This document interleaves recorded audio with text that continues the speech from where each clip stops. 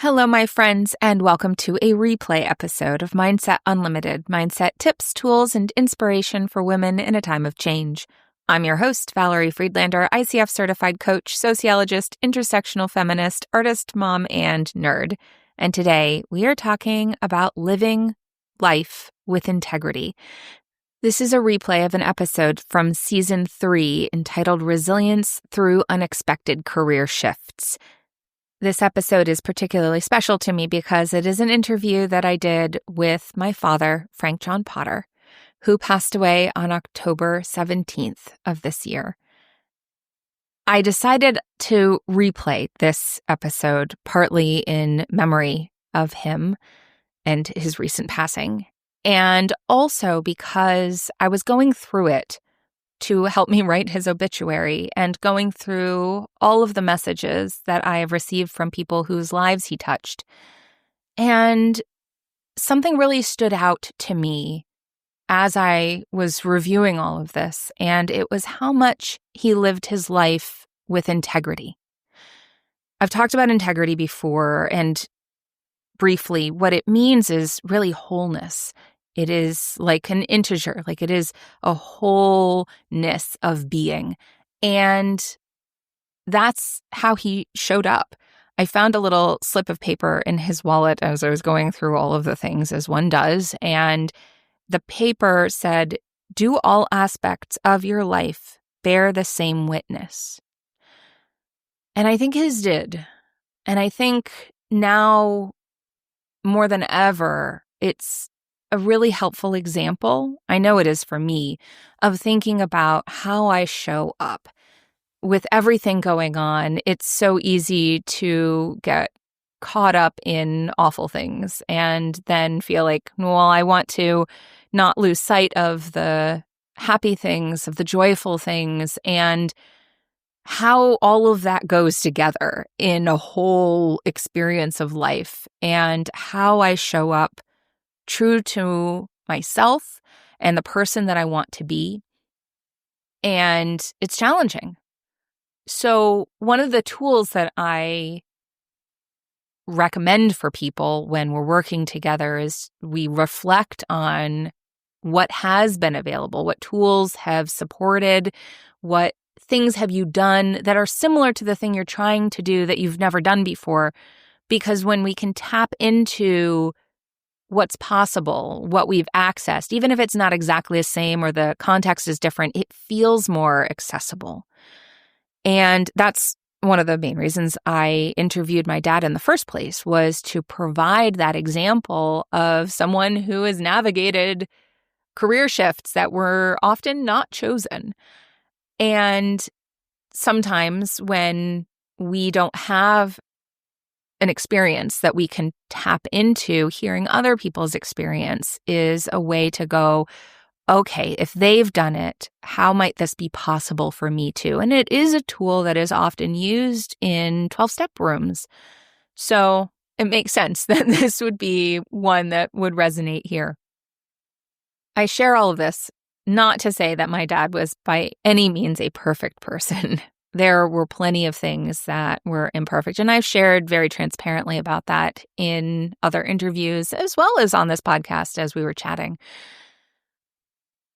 And as I have reflected in his obituary and a variety of other places, he has helped remind me of the difference that can be made in small, meaningful ways by a perfectly imperfect person who is dedicated to always learning, growing, and being of service.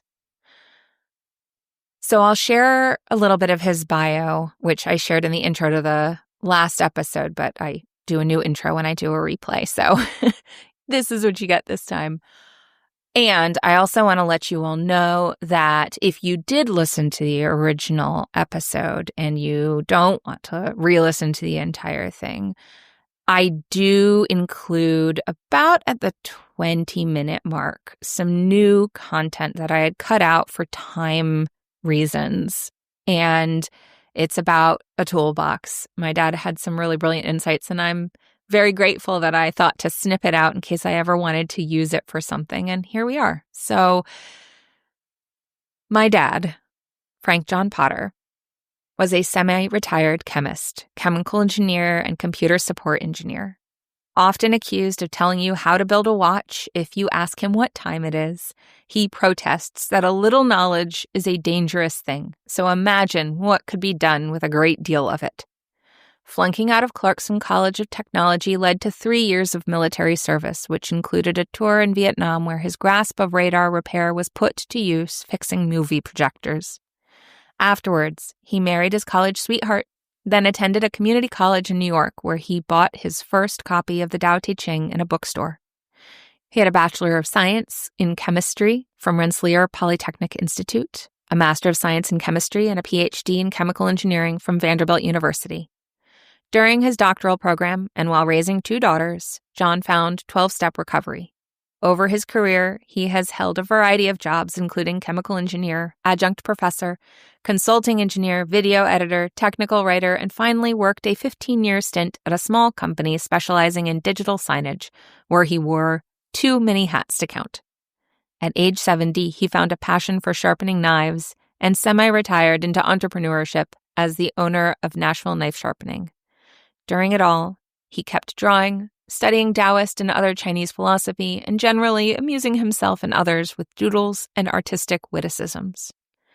Later, my dad and mom moved to Massachusetts to be closer to family, where my dad quickly became an integral part of the community, serving as board chair in the retirement community they were part of, and continuing his daily smiles, which were a ministry of humor and encouragement that he began during the COVID-19 pandemic.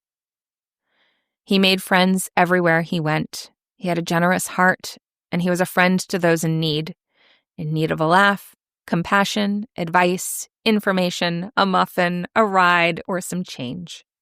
He always was more than happy to help, and often became the go-to guy for many, approaching each project with enthusiasm and detailed care.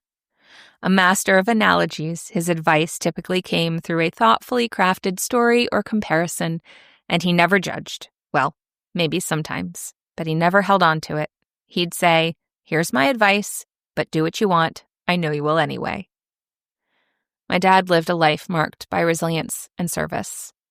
While never financially successful, he was immensely successful in all the ways that really matter in being human. He leaves behind a legacy of wit and wisdom, and the reminder, found in this podcast episode, that sometimes when things seem to be falling apart, they're actually falling into place. Some of what we talk about in this episode includes being open to the unexpected, decision-making with the support of friends, courage and defining enough, navigating unemployment, and the accumulation of skills and putting them to use. I hope that you enjoy this episode and that you find it as supportive as I have found my dad over the many years that I was blessed to have him in my life. And now, without further ado, let's get started.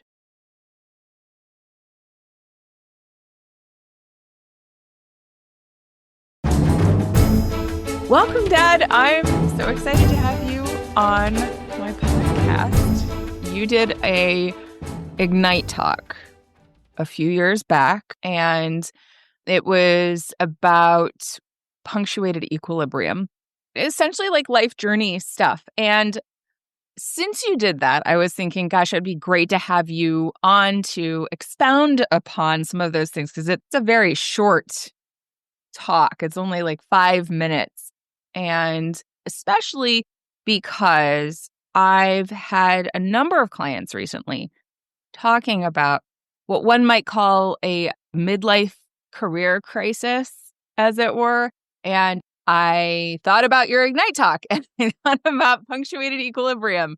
And it seemed like a really appropriate time to invite you to come share a little bit about that and what that's looked like. Because I think while everybody's journey looks differently, there's benefit in the reflective piece that we don't get until we get later on in life. Then we can look back and go, oh, and the process of living it is a little bit different. So normally I ask people to share a little bit about themselves. But because a lot of this interview is basically asking you to share about yourself, I would love to start with just asking you to share a little bit about what is punctuated equilibrium.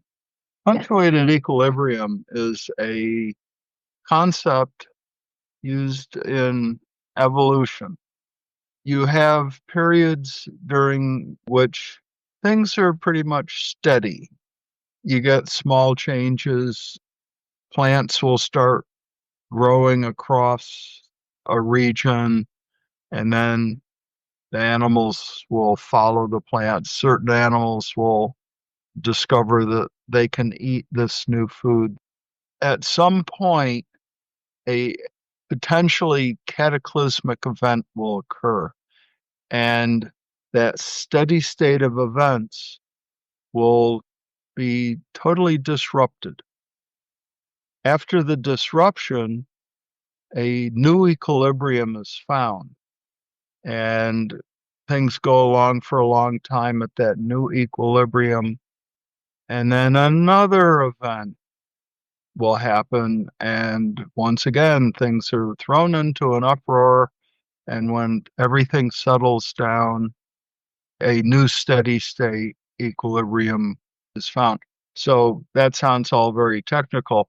Think of it in terms of about 65 million years ago, we had dinosaurs roaming the earth. And then an asteroid hit the earth. Boom, the sky darkened for probably a number of years from all the stuff thrown up into the atmosphere. And the dinosaurs died off and mammals took over. And this kind of event, there have been mass extinctions multiple times in the last 4.5 billion years, which is a really big number. I can't get my mind around how big it is, but I kind of get the idea. Yeah, stuff happens. I get a lot of comments about my use of analogies and being a master of analogies. And I have to say, a lot of this is due to my dad because of his use of analogies. Would you describe how you utilized this as an analogy in your life? So, in preparation for this talk, which I knew was going to happen, I did a little math and counted up, I think, 9 separate events in my life that would qualify as what might have seemed like a cataclysmic event at the time, but turned out not so bad, at least in retrospect. I went to college, got a degree in chemistry, and then I was a chemist for a while. And a company hired me to be an engineer, and I had to move to Massachusetts. Now, not all events are like totally destructive, like the extinction of the dinosaurs. But I moved to Massachusetts. Valerie was raised in Massachusetts, although she was born in Nashville. And I have this great job. It's sending me around the country and once to Canada to do engineering stuff. And then the company got bought and moved to Iowa, but I wasn't moved to Iowa. So I am now out of work. Now what do I do? So I found a job as a chemist again. And then that job ran into financial difficulties. And so I was let go. And I'll mention this. Just before I was let go, I found out that my wife was pregnant again with Valerie's sister, as it turns out. So I was all excited and I go in to work and I'm ready to tell people, and they say, "Oh, by the way, we have to let you go because we can't pay you anymore." So that was a little more cataclysmic. I couldn't find a new job within an hour's drive of where we live. My approach at that time was to put together what I call a clearness committee, a group of friends who were able to ask me questions about, what do you want to do? What are you good at? What are you willing to give up to get something else, kind of thing. And I ended up coming back to Tennessee at that time. I've been here ever since. And I went back to college. So a really major change. And all that took about 9 months. Went back to college, got a PhD in chemical engineering. And I had a job that used chemical engineering type stuff. And then that guy made some really bad business decisions. He was a consultant, and all his clients said, "We are never hiring you again." So I was let go again. And so I looked at, gee, what have I learned how to do during this job? I learned how to do video editing as part of this chemical engineering data analysis stuff. So I had some time as my own video editor. I found a job at a local college as kind of a part-time teaching position. And I kept putting out resumes. I had printouts with me all the time. Wherever I went, I'd have one in an envelope ready to hand to anybody. My father used to say that when one door closes, another door opens. He was a great philosopher, terrible cabinet maker. You can use that. I could use that. I might just. I really appreciate that you mentioned the Clearness Committee. I'm assuming that it was a Quaker Clearness Committee. It was, but it wouldn't have to be Quaker. I think it's a really valuable tool that in this over-individualized society, we think, oh, I just have to figure this out on my own. And having other people, I would say, either a trained professional, but also it could be a group of friends. It could be a group of people who are willing to just ask you questions and not just give their input and not tell you, well, I think you should do this, but actually ask you questions like you just described and help you discern for yourself. As we've often talked about, like, people love to give advice. So having people that are intentionally coming together to support you, finding what works for you, at least for now, is a really useful tool. And so I appreciate that you brought that up. I will mention that during a clearness committee, it is often helpful to have periods of silence. 1 or 2 minutes, doesn't have to be a half hour of deep meditation, especially if things are getting excited, which occasionally happens. So I think we all need to sit quietly for a moment. That's really hard for a lot of people. It's interesting. Growing up in the Quaker tradition, which is sitting in silence for worship, sort of like meditation, it was surprising to me how many people really get uncomfortable sitting in silence and how much of a practice it is. It really is about cultivating a practice. All right. So the period that you were just talking about of when you were out of work and you were looking for work, I was probably in middle school. You might have been going to East Magnet at that time. That would explain why you were able to drive me. Yes. Yeah. I actually didn't realize that you were doing video editing at that time. Because I remember that period and I remember that it was really stressful. Let's say I was doing video editing. I was also cutting hedges in the summer. I looked at what can I do, and then I tried to monetize it, I guess. Not my favorite stuff, but necessity was the mother of invention. Then I was doing this teaching at a local college, and I applied for I got a full-time job teaching chemistry. And then I got a call to come to Transcender. This was one of the resumes that I had dropped off. Well, most colleges provide some kind of employment help service, and this was dropped off there. The guy who owned this company came in to the Vanderbilt, saw my resume, had me come out for an interview. I thought it was the worst interview I ever had. I wasn't prepared for the quote unquote standard interview questions. Where do you think you'll be in 5 years? Kind of thing. And the day that the college sent me the thank you for applying, but we're not going to hire you to be a professor. I also got the we want to offer you a job. It was synchronicity at work. So that's when I started working at Transcender as a technical editor. All through my life, I go to schooling, I learn how to do something and have a piece of paper that says I can do it, and I learn other skills. And then my next round is going to use some of those new skills, maybe almost exclusively.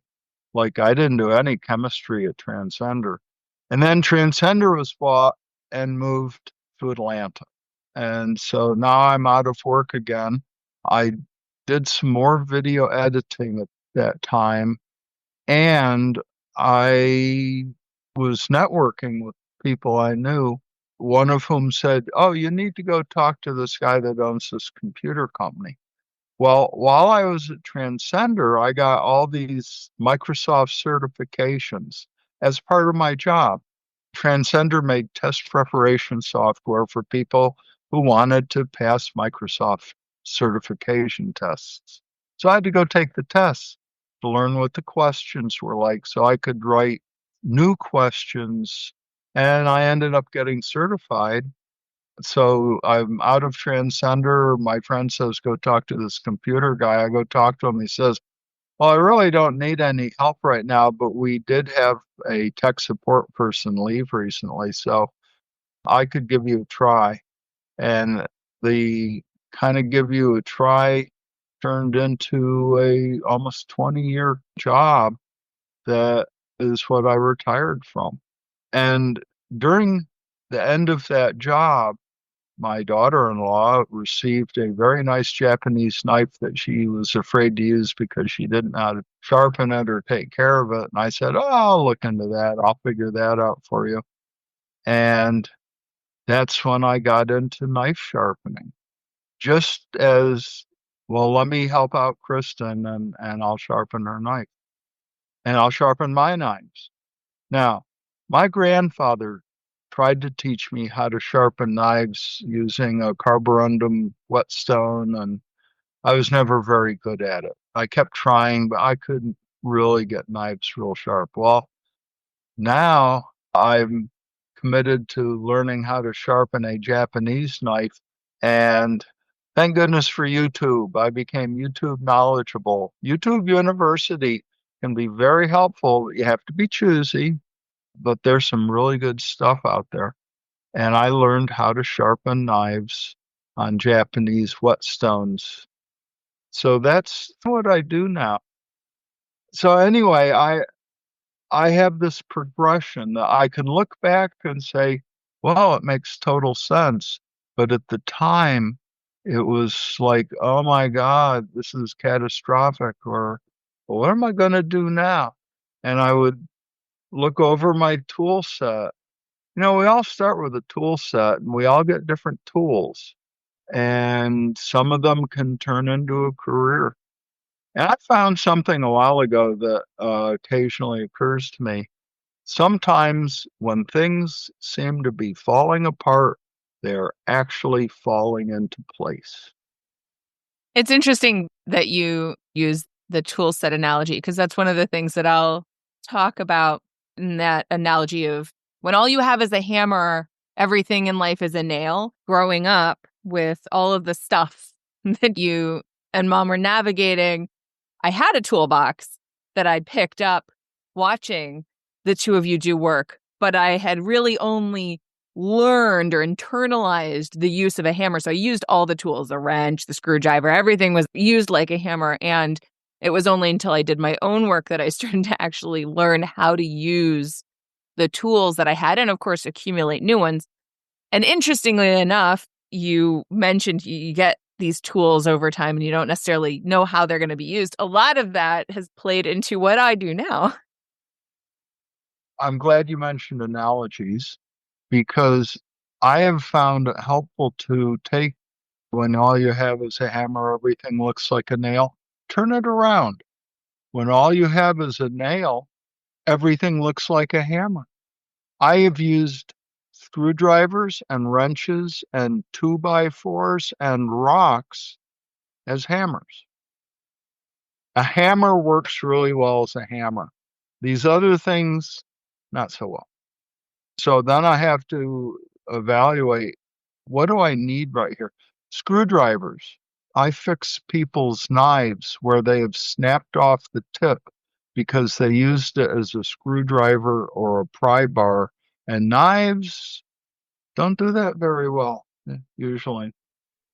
I reflect on and watching you and Mom go through a lot of changes and shifts in careers and following these twists and turns after events and losses and changes and all of that, that it's like, well, it's more about who do I want to be, not what do I want to be, as though my job is a definition of me. But there's a common question of, what are you going to be when you grow up? I actually don't like it as a question, but I'm curious, when you were a kid, what did you want to be when you grew up?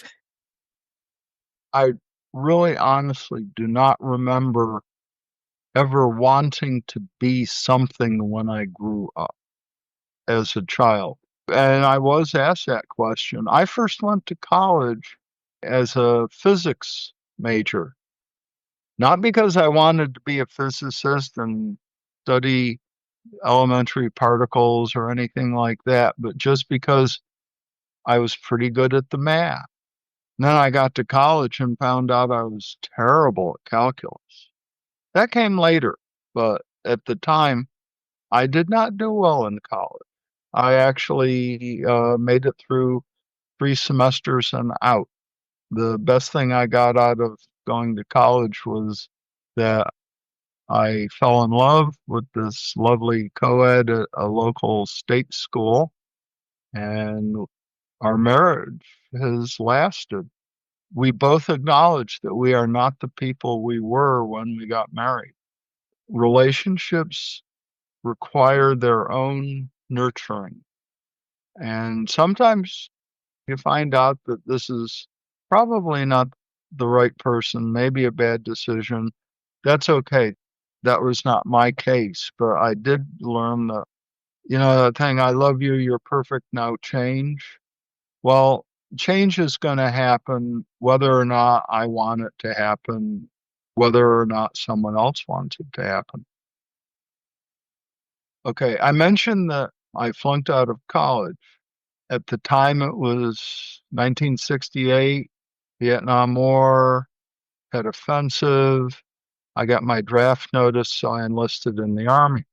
And when I got out of the Army, I went back to college, and you were asking, what do you want to be when you grow up? Well, I didn't know. So I went to a community college because they would take me. Four-year school said your grades were so bad previously that we're not interested. So I went to a community college and I took just a spectrum of coursework: psychology, English, chemistry, calculus, painting. And I really, really liked the painting class. My house today still has some of those paintings on the wall, but I was faced at some point with the choice, do I want to be a fat chemist or a starving artist? And as much as I liked painting, I didn't think I was as good as other people that I could see. Now, granted, everything has a learning curve, but chemistry, the learning curve was short and fast for me. I could get a job as a chemist and probably do well. Now, it turned out the chemist job that I envisioned in school never happened. I think it's interesting to notice how so often we imagine something is going to look a particular way, but when we actually do it, it does not look at all like that. It's kind of one of the reasons why I've always disliked that question. Where do you see yourself in 5 years? Because I'm too aware of how life changes. I think having a direction can be helpful, but life is too amorphous. I've preferred, as I've frequently talked about, the term cottywomple, which is British slang for walking intentionally toward an unknown destination. because that's what I have power over, is how I move in the world. I don't necessarily know what something's going to look like once I get there. When we explore the unknown, by definition, we don't know what we will find. I had several job interviews that I thought went really, really well.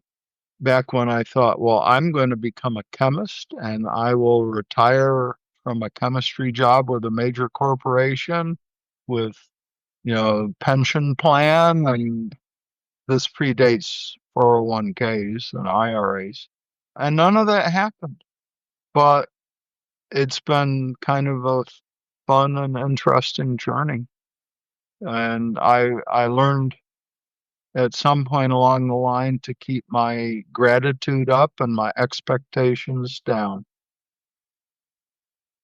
One of the things you talked about in your Ignite session was developing or finding a moral compass. And one of the things I've talked to clients even recently was about establishing a container for how you show up in the world, something to touch base on, because it's really easy to get pulled around and, oh, well, this is what I should do. My parents told me I should be this, or my college advisor suggested this, or a good friend said this, or whatever.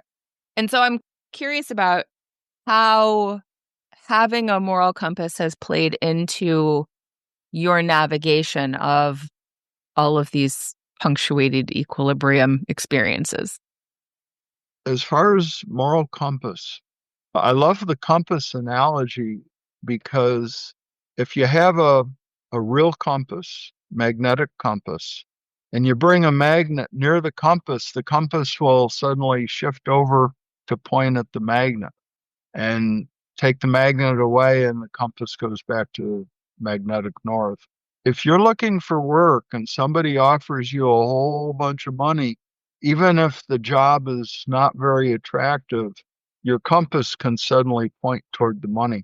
Having a certain amount of money for a job is important, but I wouldn't take some jobs just because I'd be uncomfortable with the work. I would make a terrible telemarketer because I don't like calling people up and telling them what they need to do, even though in my heart, I know it's probably not the best thing for them. I think it's helpful as a reflection. Money in the way that we live in the world right now, in our society currently, in our economy currently, we need to make money. And so it's very understandable that that would be pulled, like, I need to make a living. I need to support my family. I need to do those things. And so having that awareness of, and I just talked about this recently, it's a factor.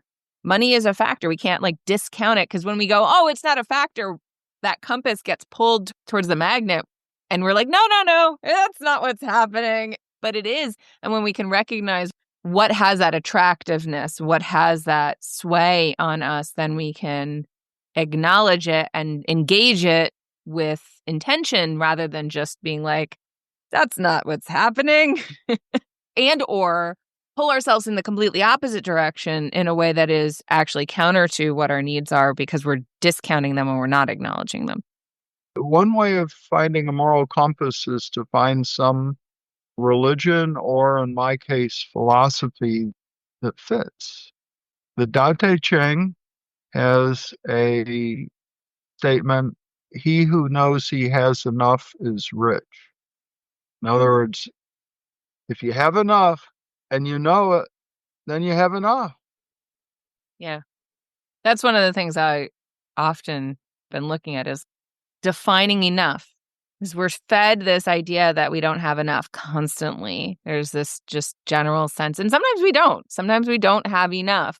But if you don't know what enough is, you won't know when you have it. And you will have a harder time figuring out how to get it. So when you know what that looks like, then you can make more clear choices. And I think about like just the odd jobs, like what you say yes to for work, may very well have to do with like, well, what is enough? And is this the place that I can get it from? And it's not just enough money, but it's enough fulfillment. It's enough support. It's enough flexibility. It's enough, like what does that actually look like if you can define it? One thing that I wanted to ask you about in doing this Ignite session, which I will have a link to in the show notes. It took a lot of courage to do that talk, and it was way outside of your comfort zone. And a lot of times people want to do things, but they're scared and they know they need to implement courage. You didn't have to do the talk, and yet you did anyway. And I'm curious what motivated you and what helped you actually show up to that. All right.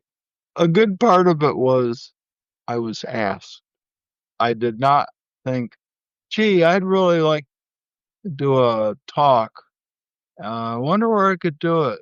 No, my daughter-in-law was working for the organization at the time, and her boss went to her and said, we need someone who's done like a major career change, maybe after retirement. Do you know anybody like that? So part of it was to support her, but I was told, gee, John, you don't have to do this. But it gave me an opportunity to step outside of my comfort zone. Now, I am not a person who deliberately steps out of his comfort zone just to do that. I don't ever plan to go bungee jumping. I hope I never have to jump out of an airplane, a perfectly safe airplane with a parachute on my back. But I was able to be of support, and I was hoping, who knows, maybe it'll get her a promotion. It didn't, but I didn't know that. And it gave me a chance to talk about myself. Not that I want to get up on podia and talk about myself all the time, and it was a bit of a challenge, a personal challenge.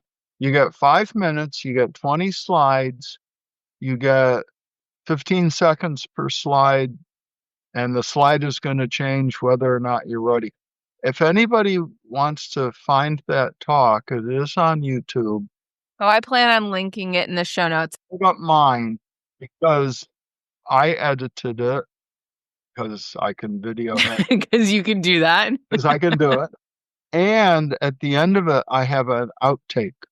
The presentation was done twice.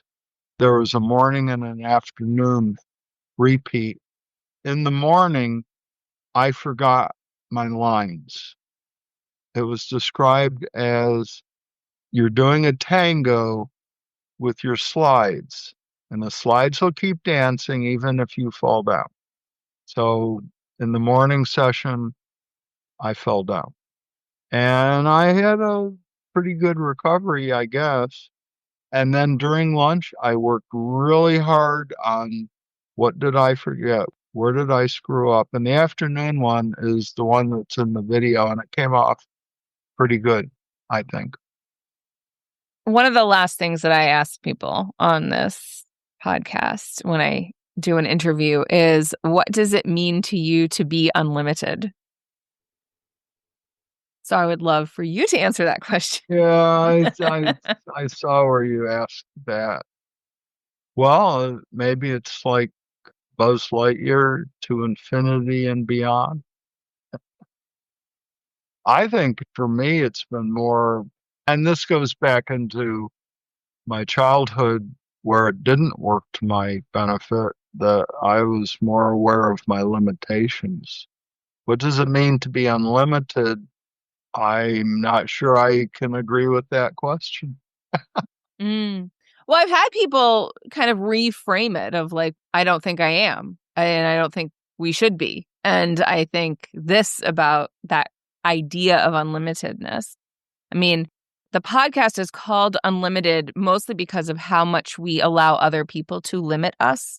Because I think we do need to be limited. We need to create a container for ourselves, but we need to recognize, Mom would always say, the realm of all possibilities. And that's kind of overwhelming. And it never really worked for me. But I think it's helpful to know that there is a realm of all possibilities. I'm just choosing to create my own space in that, not just to be like, blah, everywhere, all the things.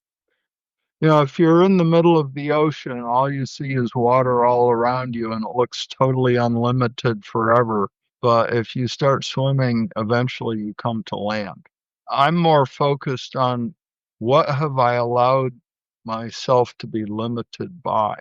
And I don't have the ability to run anymore. I used to love to jog. Jogging was my passion because it's an individual activity. I am not competing against anyone. I except myself. And even there, I'm not really competing because some days I know I'm going to be able to go longer, faster than other days. But I can't run anymore because I broke a bone in my foot. And if I walk, no problem. If I run where that break happened, my foot starts saying, "You don't want to do this." Did you hear me? You don't want to do this. So to be unlimited is to be aware of what limitations I have, which ones are permanent, which ones will change over time, and which ones have I imposed on myself. So to be unlimited is, for me, being aware of my limitations. I'm almost 75 years old. There are things that I can't do anymore, but I have ways around them. Or, I mean, I don't have diabetes, but a diabetic is not likely to go, "Ooh, birthday cake, give me two pieces." They have limitations. Sometimes those limitations are because of past choices. Sometimes they're genetic. I mean, they could be religious. If you're an Orthodox Jew, you probably won't eat bacon no matter how good it smells when it's cooking. It's a limit. Yeah. Deliberate, intentional. Are my limits intentional? Mm-hmm.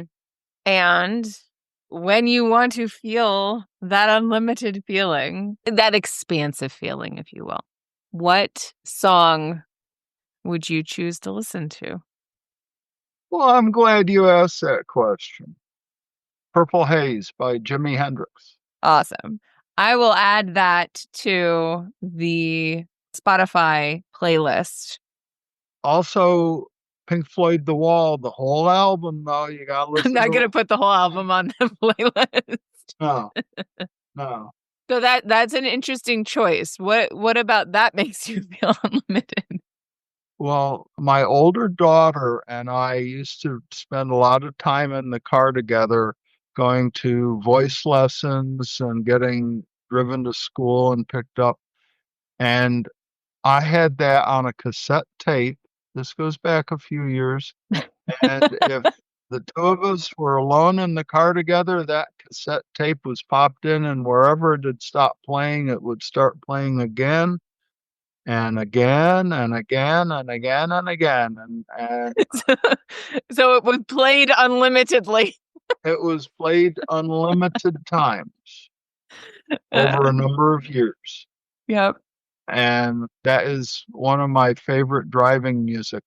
Not with my wife. It's not her music, but it's our music. She likes it, but she wouldn't want to listen to it over and over and over.